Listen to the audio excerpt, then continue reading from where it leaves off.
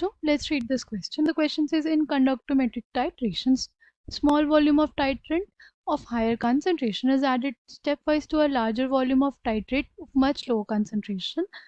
Conductance is measured after each addition. Right, limiting molar ionic conductivity values दी है for different ions, right, for different combination of titrates and titrants given in list 1. The graphs of conductance versus volume of titrant are given in list 2. Match each entry in list 1 with appropriate entry in list 2. Choose the correct option. Options are given to us, right? Key concept for this question will be conductometric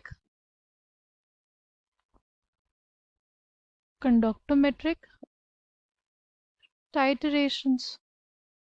अगर बात करें conductometric titrations की, सबसे पहले हम लोग देखेंगे strong acid versus strong base का केस. सबसे इजी केस वही होता है, राइट. यहाँ पे HCl को एज टाइट्रेंट यूज किया गया है. टाइट्रेंट वो होता है जिसको हम लोग किस में यूज लेते हैं, ब्यूरेट में. ठीक है, टाइट्रेंट वो होगा जिसको हम लोग किस में लेते हैं, ब्यूरेट में. और जो टाइट्रेट होता है या एनालाइट, वो किस में लेते हैं, वो हमारे पास कोनिकल फ्लास्क में प्रेजेंट रहता है. ठीक है. नाउ अगर इसके ग्राफ की बात करें तो कैसा आएगा, we have NaOH and HCl हम लोग प्यूरेट से ऐड कर रहे हैं. ठीक है. सबसे हमारे पास कोनिकल फ्लास्क में NaOH है, राइट. इसका हमारे पास अमाउंट ज़्यादा होगा किस में, कोनिकल फ्लास्क में. ठीक है. सपोज हम बोलते हैं इसके 10 मोल्स थे. ठीक, अगर NaOH के 10 मोल्स हैं तो 10 मोल OH माइनस आयंस भी होंगे. ठीक. अगर बात करें HCl, हमने सपोज कुछ अमाउंट ऐड किया, सपोज 2 मोल ऐड किया, तो हमारे पास 2 मोल H प्लस आया, राइट. हमारे पास क्या आया, 2 मोल्स ऑफ H प्लस आया. ठीक है. ठीक, this is happening before equivalence point. तो अब क्या होगा, अब हमारे पास 8 मोल OH माइनस आयन बचे होंगे, राइट. और ये तो कंज्यूम हो गया, क्या होगा, राइट. क्या बन गया होगा, NaCl और वाटर. NaCl एक स्ट्रॉन्ग इलेक्ट्रोलाइट है, तो वो हमेशा डिसोसिएटेड फॉर्म में ही रहता है, राइट. NaCl हमारे पास एक स्ट्रॉन्ग इलेक्ट्रोलाइट है और वो डिसोसिएटेड फॉर्म में ही रहता है. ठीक. तो क्या हुआ, अब हमारे पास जब हमने क्या ऐड किया, हमारे पास हमने H प्लस ऐड किया, 2 मोल H प्लस ऐड किया, रिएक्ट कर गया 2 मोल OH माइनस के साथ, 8 मोल OH माइनस आयन बच गए और ये हमारे पास कंज्यूम हो गया. फिर हमने और डाला, ठीक है, हमने सपोज 4 मोल्स और डाल दिए. ठीक, 4 मोल्स और डालेंगे तो फिर क्या होगा, 4 मोल OH आयंस बच जाएगा. ठीक. फिर हमने क्या किया, अल्टीमेटली ऐसा हुआ कि 10 मोल्स OH माइनस आयंस क्या हो गए, रिएक्ट करके किसके साथ, 10 मोल H प्लस के साथ. ठीक. तो ये पॉइंट हमारे पास क्या होगा, हमारा इक्विवेलेंस पॉइंट होगा, राइट. वो हमारे पास क्या होगा, हमारा इक्विवेलेंस पॉइंट होगा. ठीक है. हमारे पास आ जाएगा वॉल्यूम ऑफ टाइट्रेंट, ये हमारा कंडक्टेंस है. ठीक. NaOH डिसोसिएट होगा, राइट. NaOH डिसोसिएट होगा, कंडक्टेंस हमारी डिक्रीज करेगी. ये डिक्रीज बहुत शार्प डिक्रीज नहीं होगा, राइट. ये डिक्रीज जो होगा वो हमारे पास बहुत शार्प डिक्रीज नहीं होगा, राइट. ठीक. अब इक्विवेलेंस पॉइंट आ गया, ये हमारे पास क्या होगा, 10 moles of OH minus react कर गया 10 मोल्स ऑफ H प्लस के साथ. फिर हमने क्या किया, कुछ और moles of H plus add कर दिए, राइट. सपोज हमने क्या किया, 5 मोल ऑफ H प्लस और ऐड कर दिया, तो क्या होगा, तो अब हमारे पास NaOH तो खत्म कंज्यूम हो चुका है, हमारे पास क्या आ रहा है H प्लस और Cl माइनस आ रहा है, राइट, जिसमें से H प्लस की कंडक्टिविटी बहुत सबसे हाईएस्ट होती है, सारे आयंस जितने होते हैं उसमें सबसे ज़्यादा कंडक्टेंस किसकी होती है, H प्लस की, यानी हमारे पास fast moving H plus ions आ रहे हैं, तो जो हमारे पास कंडक्टेंस होगा उसमें इंक्रीज जो आएगा ना वो बहुत शार्प आएगा, राइट, वो जो कंडक्टेंस आएगा उसमें इंक्रीज जो आएगा वो बहुत शार्प आएगा, ठीक है। NaOH है, इसमें क्या है, slow moving Na plus ions है, राइट, और OH माइनस आयंस है, OH माइनस आयंस की कंडक्टेंस H प्लस के बाद सबसे ज़्यादा किसकी होती है, H प्लस के बाद सबसे ज़्यादा कंडक्टेंस होती है OH माइनस आयंस की, राइट, तो इस वजह से हमारे पास OH माइनस आयंस खत्म हो रहे हैं, इसकी वजह से कंडक्टेंस हमारी डिक्रीज हो रही है, OH माइनस आयंस को रिप्लेस कौन कर रहा है, Cl माइनस आयन जिनकी कंडक्टिविटी बहुत कम है, इसकी वजह से हमारे पास क्या हो रहा है, इसकी वजह से हमारे पास कंडक्टेंस डिक्रीज करी, पर ये शार्प डिक्रीज नहीं होगा बहुत ज़्यादा। फिर हमारे पास इक्विवेलेंस पॉइंट आएगा, इक्विवेलेंस पॉइंट के बाद आफ्टर द इक्विवेलेंस पॉइंट हमारे पास अगर हमने HCl और ऐड किया तो हमारे पास fast moving H plus ions आ जाएंगे, जिनकी कंडक्टिविटी जो होती है क्या होती है, सबसे ज़्यादा होती है, सारे आयंस में सबसे ज़्यादा कंडक्टिविटी इसकी है, fast moving H plus ions हो गए, आ गए हमारे पास सॉल्यूशन में, इस वजह से कंडक्टिविटी में कंडक्टेंस में जो इंक्रीज आएगा वो बहुत शार्प इंक्रीज आएगा, राइट। तो कौन सा ग्राफ करेक्ट होगा, आर के लिए जो ग्राफ करेक्ट होगा वो 2 होगा, आर का 2 किस में है हमारे पास, ए सी डी में है, ए सी डी में है, ठीक है, ए सी डी में हमारे पास आर का 2 है, ठीक, किस में नहीं है, बी ऑप्शन में, तो बी ऑप्शन वैसे ही गलत हो गया हमारे पास, ठीक। अगर नेक्स्ट की बात करें NaOH और एसिटिक एसिड है, और एसिटिक एसिड हमारा टाइट्रेंट है, ठीक है, NaOH और एसिडिक एसिड है, ठीक है, तो क्या आ जाएगा, सोडियम एसिटेट बनेगा और वाटर बनेगा, ठीक। एसिटिक एसिड क्या है, एसिटिक एसिड हमारे पास एक वीक इलेक्ट्रोलाइट है, एसिटिक एसिड क्या है, एक वीक इलेक्ट्रोलाइट है, ठीक है, जिसके जैसे हमारे पास इसमें पार्शियल डिसोसिएशन होता है, राइट, इसमें क्या होता है, पार्शियल डिसोसिएशन होता है, ठीक। हमारे पास NaOH है, हमारे पास क्या है, NaOH है एज टाइट्रेट, ठीक, यहाँ पे क्या होगा, वॉल्यूम ऑफ एसिटिक एसिड, ये टाइट्रेंट है, ठीक है, ये कंडक्टेंस, तो कंडक्टेंस तो हमारे पास डिक्रीज करेगी क्योंकि OH माइनस आयंस कंबाइन कर रहे हैं H प्लस के साथ, right, OH minus ions H plus के साथ कंबाइन कर रहे हैं, इस वजह से कंडक्टेंस तो हमारे इनिशियली क्या होगी, डिक्रीज करेगी, ठीक है।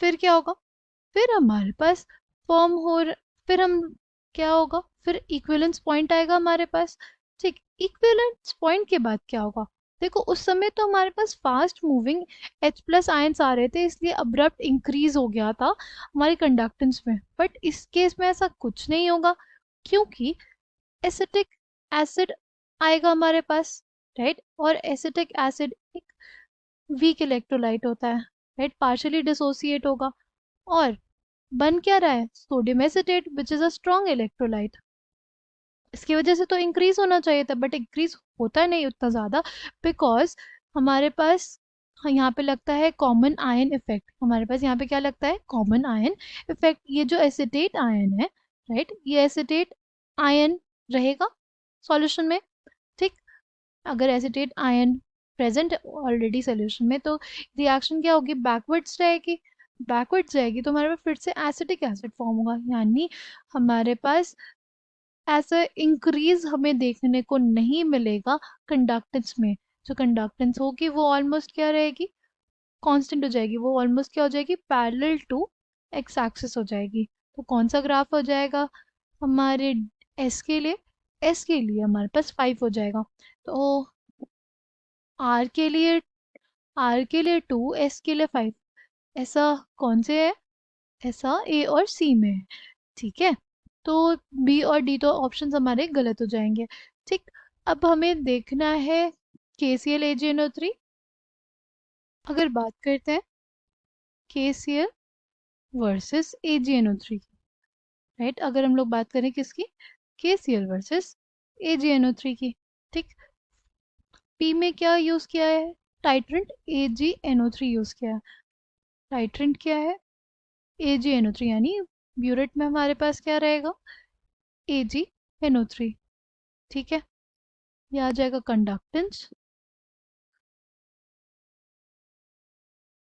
और ये आ जाएगा volume of AgNO3, volume of AgNO3, ठीक है। अगर इसकी बात करें तो देखो, हमारे पास क्या है, पहले KCl है, राइट।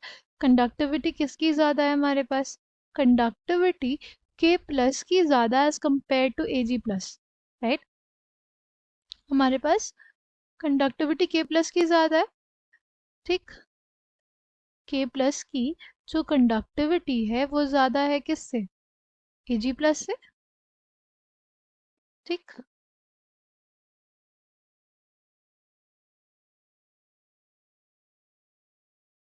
और क्लोराइड आयन और नाइट्रेट आयन की अगर बात करें, क्लोराइड आयन की जो कंडक्टिविटी है वो ज़्यादा है नाइट्रेट आयन से। क्लोराइड आयन की जो कंडक्टिविटी है वो ज़्यादा है किससे, नाइट्रेट आयन से, राइट।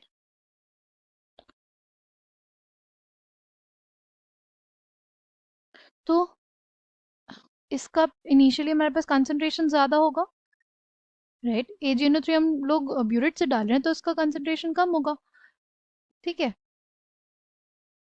सपोज ये हमारे पास कितना था, ये अगर 10 मोल्स था, 10 मोल्स हम हमारे पास है, तो ये स्टार्टिंग में क्या हुआ, 2 मोल्स आया, तो हमारे पास AgCl का प्रेसिपिटेट बना, कितना बना होगा, AgCl का प्रेसिपिटेट 2 मोल्स बना होगा, राइट। और K प्लस और नाइट्रेट आयन हमारे पास प्रेजेंट होंगे क्योंकि स्ट्रॉन्ग इलेक्ट्रोलाइट है KNO3, तो as it is ionic form में ही प्रेजेंट रहेगा हमारे सॉल्यूशन में, ठीक है। तो इसके मोल्स कितने हो जाएंगे, इसके मोल्स हो जाएंगे 8 मोल्स, ठीक। ये हमारे पास खत्म हो गया। तो क्या हो रहा है, जो दो 2 moles of K plus have been replaced by 2 moles of Ag plus, यानी हमारे पास फास्ट मूविंग जिसकी कंडक्टिविटी ज़्यादा थी, राइट, वो रिप्लेस कर दिया गया किससे, एक स्लो मूविंग आयन से, राइट, जिसकी कंडक्टिविटी कम है, उससे, ठीक है। तो कंडक्टेंस हमारे पास क्या होगी, कंडक्टेंस डिक्रीज होगी, राइट, कंडक्टेंस डिक्रीज होगी till equivalent point, right. Equivalent point तक क्या होगी, कंडक्टेंस डिक्रीज होगी,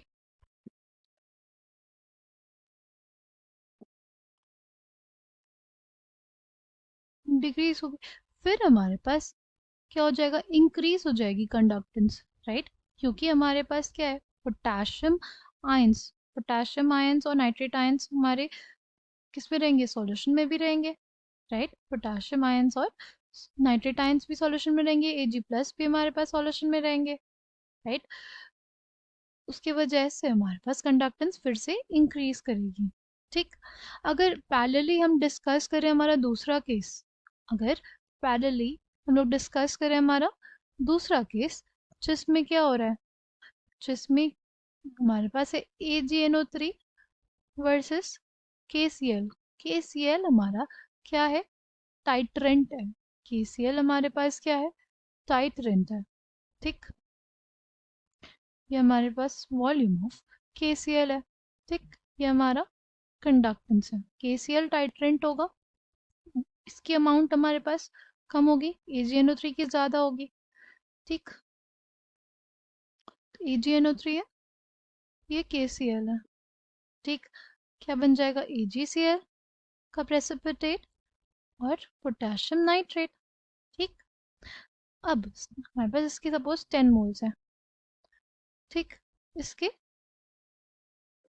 2 मोल्स हैं, तो क्या होगा, इसके 8 मोल्स होंगे, ठीक। इसके 8 मोल्स होंगे और इसके 2 मोल खत्म हो जाएंगे।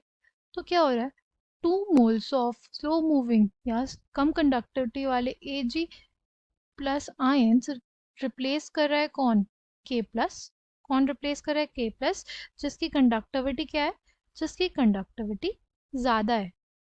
तो हमारे पास जो कंडक्टेंस होगी वो क्या होगी, वो कंडक्टेंस इंक्रीज करेगी। कंडक्टेंस क्या होगी, इंक्रीज करेगी, क्योंकि हमारे पास स्लो मूविंग या कम कंडक्टिविटी वाले AG plus ions are being replaced by fast moving high conductivity वाले पोटेशियम आयंस, राइट।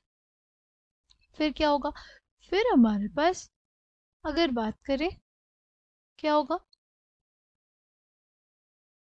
हमारे पास इक्विवेलेंट पॉइंट आ जाएगा, राइट, दोनों के मोल्स जहाँ पे बराबर हो गए। और फिर हमारे पास के प्लस आयंस, राइट, KCl की कंसंट्रेशन बढ़ेगी, राइट, के प्लस आयंस की कंसंट्रेशन बढ़ेगी। यानी जो कंडक्टिविटी में इंक्रीज आएगा वो हमें कंपैरेटिवली शार्प इंक्रीज देखने को मिलेगा, राइट। वो कंपैरेटिवली हमें कैसे देखने को मिलेगा, एक शार्प इंक्रीज देखने को मिलेगा, क्योंकि KCl है, राइट, डिसोसिएट होगा के प्लस और Cl माइनस में। KNO3 है, ये भी के प्लस और नाइट्रेट आयन में डिसोसिएटेड रहेगा, राइट। तो पोटेशियम आयंस है हमारे पास सॉल्यूशन में, उनकी कंडक्टिविटी ज़्यादा होती है Ag प्लस से, इस वजह से हमारे पास जो कंडक्टेंस है वो इंक्रीज करेगी, राइट। हमारे पास जो कंडक्टेंस है वो इंक्रीज करेगी, ठीक है। Coming back to the question, हमारे पास कौन सा ऑप्शन करेक्ट हो जाएगा, देखो पी का हमारे पास क्या हो रहा था, डिक्रीज कर रही थी इनिशियली, फिर इंक्रीज कर रही थी। पी का थर्ड हो जाएगा, क्यू का फोर्थ हो जाएगा, क्योंकि KCl ज़्यादा था, राइट। KCl हमारे पास आ रहा था, ए जी प्लस को रिप्लेस कर रहा था के प्लस, इस वजह से कंडक्टेंस इंक्रीज कर रही थी और फिर अब्रप्टली इंक्रीज कर जा रही थी, क्योंकि पोटेशियम आयंस थे हमारे पास सॉल्यूशन में। इसमें यहाँ पे अब्रप्ट इंक्रीज नहीं है, यहाँ पे जो इंक्रीज होता है वो अब्रप्ट होता है, क्योंकि पोटेशियम आयंस हमारे पास सॉल्यूशन में, यहाँ पे सॉल्यूशन में क्या था, Ag प्लस था, के प्लस था, और हमारे पास नाइट्रेट आयंस थे, ठीक। यहाँ पे पोटेशियम आयंस रहेंगे, राइट, कम्प्लीटली पोटेशियम आयंस रहेंगे, इस वजह से ये इंक्रीज अब्रप्ट होता है, ठीक है।